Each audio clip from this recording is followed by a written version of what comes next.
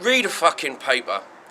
I say something on stage sometimes, which is read a fucking paper. The idea behind it is that a lot of the stuff that I do requires you to actually have read the news, otherwise you're not going to understand it. Recently,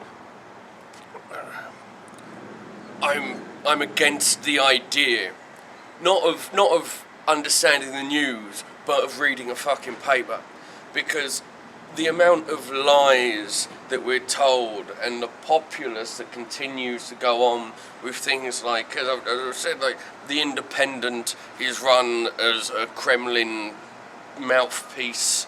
You've got the Guardian, who only want their own fucking thing. The Daily Mail, who seem to be looking at doing nothing more than bringing back some form of death to anyone who isn't a white British man.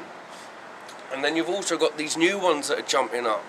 Things like Huffington Post. The Huffington Post have, in the UK, have something like 13,000 contributors. It's a lot of fucking people. Don't pay any of them. Don't pay a single one of them. Even child labour gets paid. But these people who put down their heart and soul, like some sort of correspondent trying to put their point across, gets paid for nothing.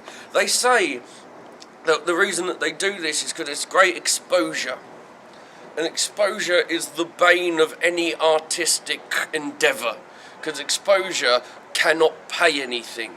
You'll never get to a point where you are running low on money, you call up your landlord and say, well, this month I managed to get quite a lot of exposure, so am I able to pay you with that? It never works, it never happens. You've got a higher chance of selling a blowjob than you do selling exposure. And that is the only way that these people who give their contributions to the likes of Huffington Post or BuzzFeed, which is a shit heap of a fucking environment as it is, using the internet and the fucking YouTube and all of this to put down this absolute monotony down your throats that people seem to lap up like a porn star in a cum shot. It is ridiculous. Understand the news. Know what the news is, know what's happening.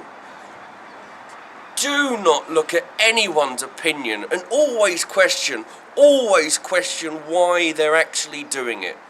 That's the important bit. Why are you using this bit of news? Why have you put the headline this way? What are you trying to say?